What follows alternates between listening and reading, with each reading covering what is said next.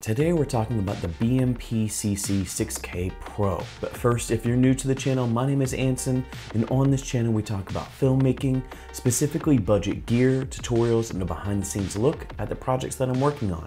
So if that's something you're into, consider subscribing. Now I'm gonna go ahead and say I don't want this to be a super long video. This is simply my first impressions on the BMPCC 6K Pro. I did rent this from lensrentals.com and I've had it for roughly about a week or so. So with that being said, let's get right into it. And the way that we're gonna break this camera down is by my pros and cons. Now, starting off with the pros, the first pro is going to be the overall image quality. Now, I will say, coming from the Pocket 4K or even the Sigma FP, the 6K Pro has a super sharp, clean image. The latest episode of My Brother the Villain was shot all with a Helios 442 vintage lens.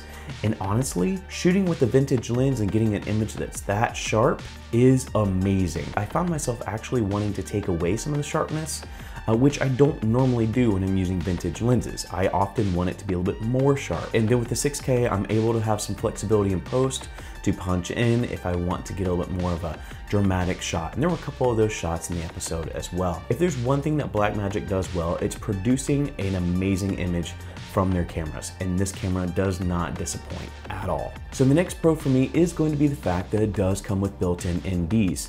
I said this originally when I talked about why I may purchase this camera, is because having built-in NDs is super convenient.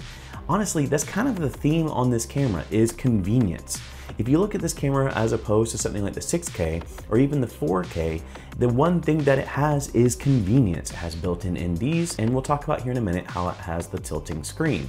So it really just has more convenience. And for $2,500, that is an amazing feature. There are a lot of cameras that cost way more than this camera and don't come with built-in NDs. And so having built-in NDs at this price range is just clutch. And that's why it's one of the pros that I have for this camera. Another pro is the fact that you can record 4K in B-RAW. Now, while it is cropped in on the sensor, I believe it's the equivalent of what the Pocket 4K would be. I don't know the actual crop when it goes into 4K, but it does crop in on the sensor when you're using 4K in B-RAW. But the fact you can do that in general is nice, because if you're not familiar, the Pocket 6K, you couldn't do that. You couldn't film in 4K B-RAW.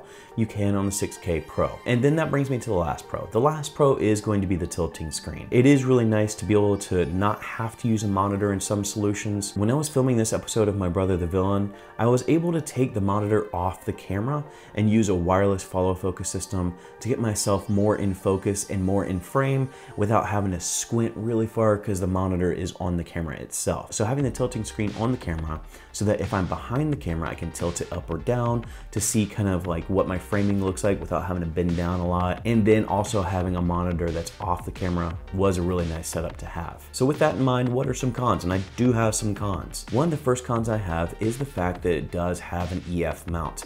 I said this when I talked about why I'm not buying this camera is because of the EF mount, and my first inclination to not like this camera for that mount came true. The reason I was using vintage glass is because right now all of my current lenses are in PL. I'm currently moving my entire system to PL mounted lenses. And so with the Pocket 6K Pro, unlike the Pocket 4K, I can't just buy an adapter for it.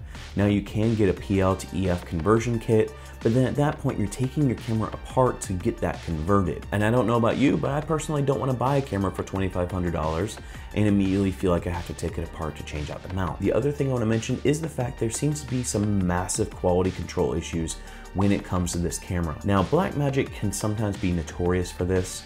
I know a lot of people that bought into the Pocket 4K at first and were early adopters to the Pocket 4K and got burned by it in some scenarios.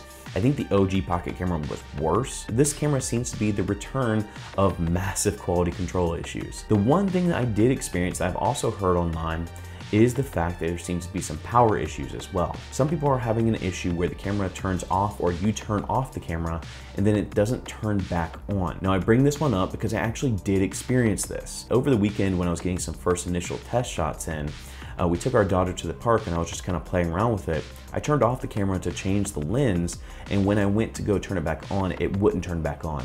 And it didn't turn back on for about 10 to 15 minutes. And for me, that's fine because we were just in the park. I maybe missed out on a couple of cute shots that I could have potentially shown you in this review, but ultimately I'm losing out on just like family time.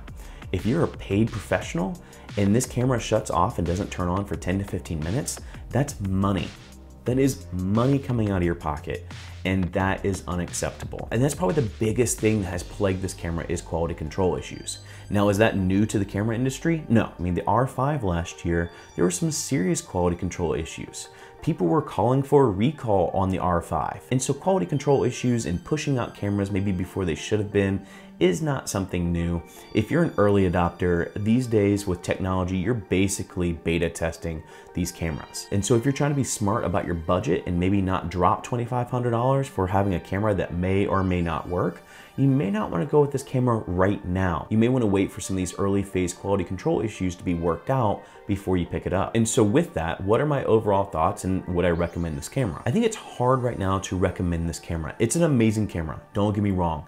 I think if you can hold out for 6 or so months to pick up this camera, by all means, save up the money, pick up this camera. It's an amazing camera. I loved working with it. The image is just impeccable.